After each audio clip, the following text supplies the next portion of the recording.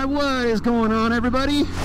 Welcome back to the Each Adventure channel. My name is Josh, and in today's video I'm going to be talking about the 5 best dual sports that you could get for under $5,000. So this is a video I've tried to make in the past, and my battery died, and then lots of stuff changed and new bikes were released, and so here's my second attempt, and I'm hoping I don't run out of battery, so we'll see how it goes. I gotta begin this video with a little bit of an asterisk. The pricing that I'm gonna lay out here would typically apply during non-COVID times. If you've been shopping around or just been paying attention to the market as of late, COVID pricing is a real thing. So right now this might not be applicable, but just depending on where you live, you know, it might still hold true. So here in Southern California, definitely not, but in other places you might be a little bit more lucky. So here we go, top 5. I'm gonna go basically from 5 to 1, and then I basically have a tie for number 1. So number 5 on the list is the CSC TT250. So if you guys have followed the channel for any length of time, you know that I used to own one of the first CSC TT250s. I made a bunch of videos on it. I made like a review video. I got close to, I think, 6,000 miles, 6,500 miles or something like that before I sold it, and it was a great bike. You can't beat that bike for the price. There are other Chinese dual sports that are similar to it, like the Hawk and the I think Lifan, and there's a couple other ones. The TT250 is one of the only Chinese dual sports that's 50 state street legal, and so that's huge for people that live in very restrictive states like California. And you know, I can't get, without jumping through some hoops, I can't get like another comparable Chinese dual sport to the TT250 and register it here and ride it on the road. So another great thing about the TT250 is the features. So again, like, not only is the cost cheap, but you get a lot of features. So for example, like, you get stainless steel brake lines, they're disc brakes, you get a 300-watt alternator with accessory switches, like underneath the seat, with a little accessory switch bar on the handlebars. So that's pretty cool. It's more of like adventure bike style features. You know, you wouldn't find that typically on most dual sports. It's got a huge gas tank.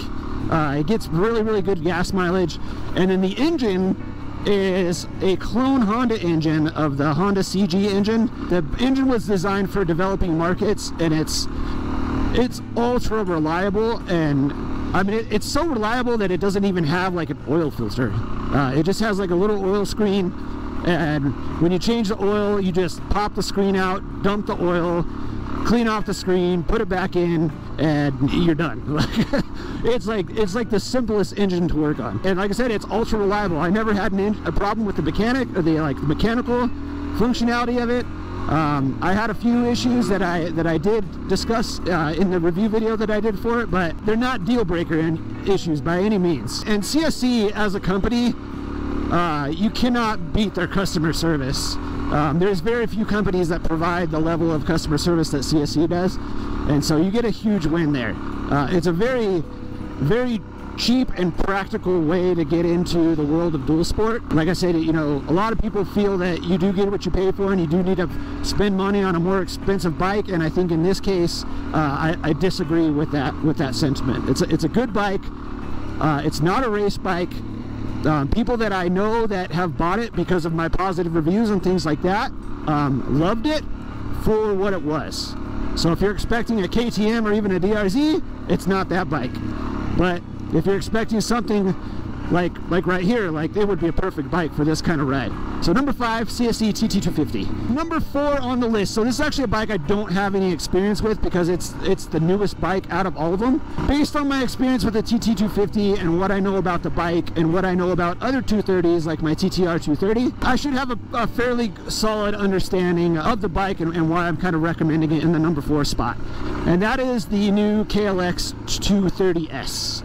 And so this is the newest dual sport bike to kind of hit the US market in a while. The other stuff that we've had, you know, recently from the Japanese manufacturers have been engine size bumps and, you know, slight modifications, you know, in the case of, say, like the Honda CRF250L, now the new 300L, same thing with the KLX. So this bike, the 230, It's an air-cooled, 6-speed, fuel-injected dual sport, which is pretty cool. Like, there's not one of those anywhere. Here we go.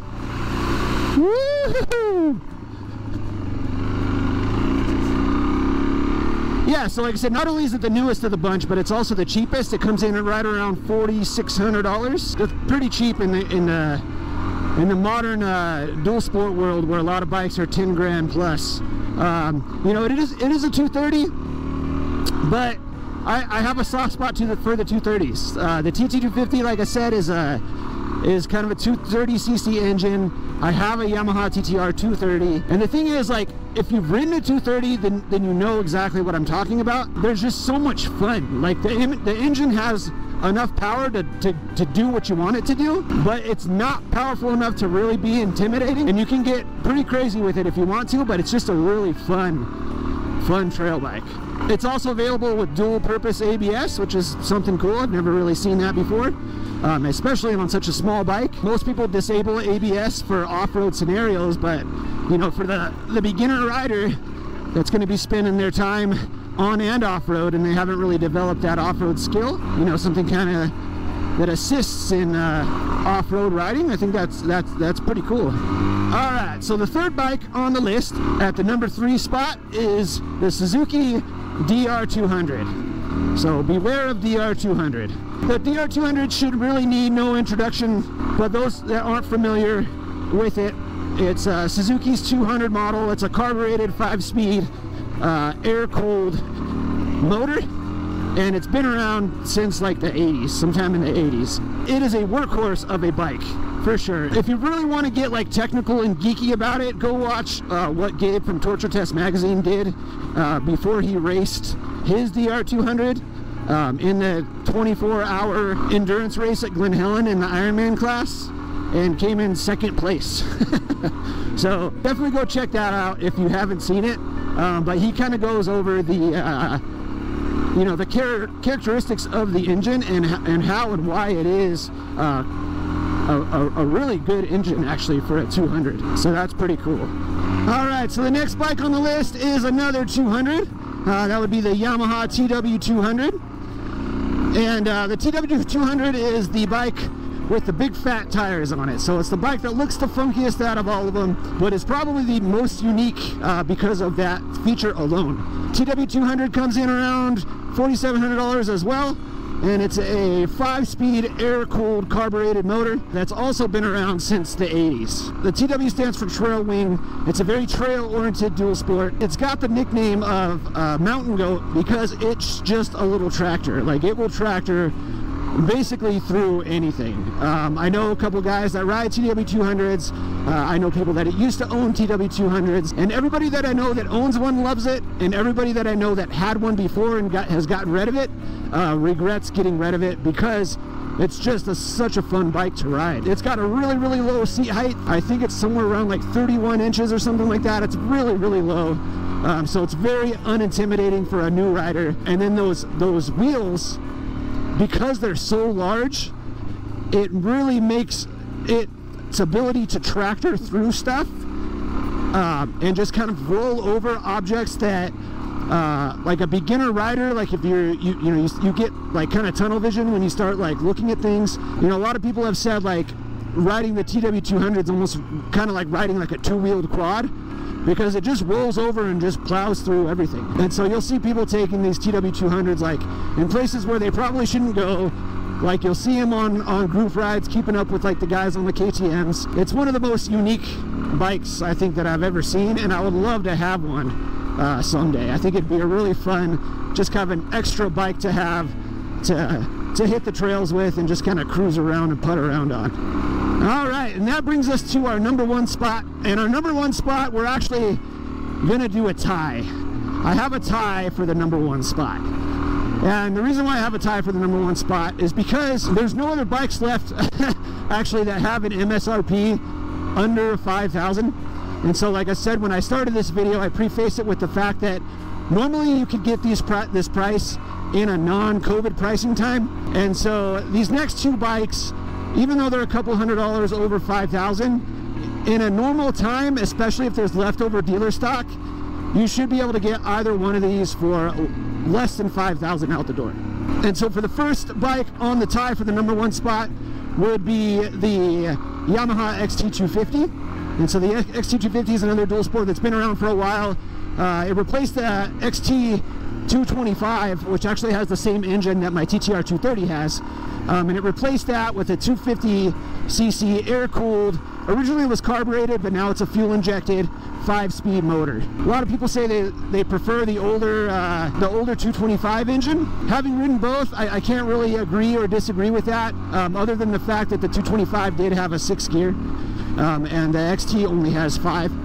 But the XT is another one of those bikes where it's very unintimidating for a new rider. The suspension's really soft, but it's an excellent trail bike. It has a ton of torque at the low end, and it's just really, really easy to ride.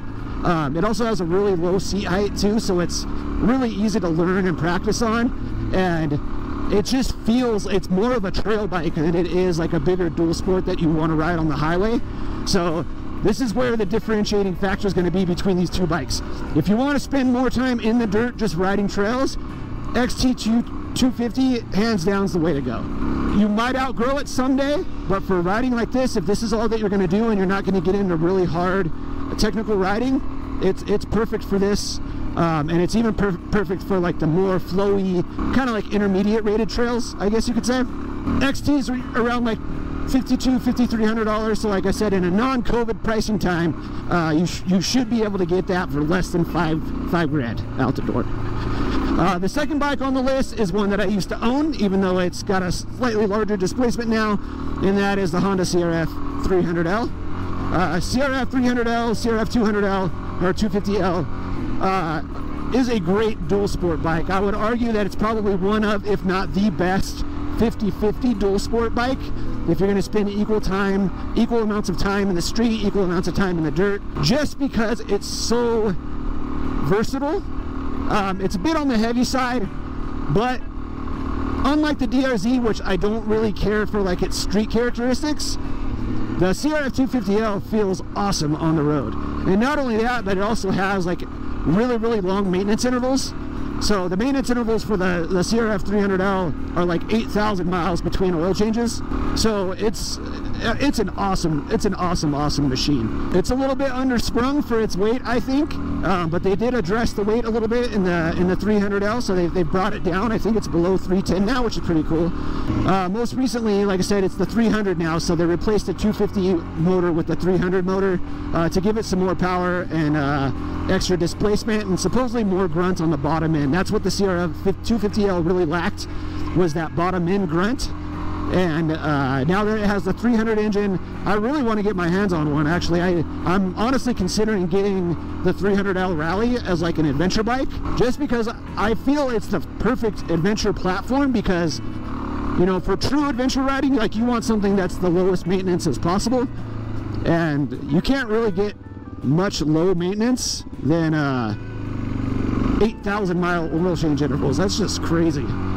But yeah, that is it. That is my picks for the top 5 dual sport bikes you could get for under 5 grand. Now, I used to have, when I originally was going to make this video, I had the Beta 125 RRS on this list as well, and that would have been right at 5 grand.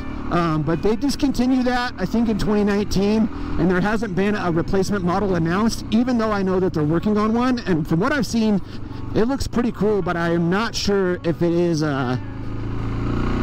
if it's less than 5 grand. So, but anyways, guys, thank you so much for riding along with me today. If there's any bikes I missed, feel free to let me know down below. If you think the list should be arranged in any way, let me know down below. If there's anything I missed, let me know down below. I'd love to hear your feedback. And if you enjoy this kind of video, please consider subscribing to the channel. We like to do adventures like this on a weekly basis. We talk about bikes, we talk about rides, talk about life, and everything in between. So if that's what you're into, definitely hit that subscribe button and join us every week for more adventures just like this one. But anyways, guys, until next time, please be sure to have fun, take care, and ride safe. And I will see you guys in the next video. Until then, be sure to get out there and have adventures of your own. And I will see you guys next time. Later! Thanks for watching the video. If you liked what you saw, Please let me know down in the comments, and don't forget to hit that like button. If you are new here, please subscribe to see more adventures just like this one. For information about my riding gear or the various ways you can help support the channel, please check out the links below or head over to www.eachadventure.com. I'll see you in the next one.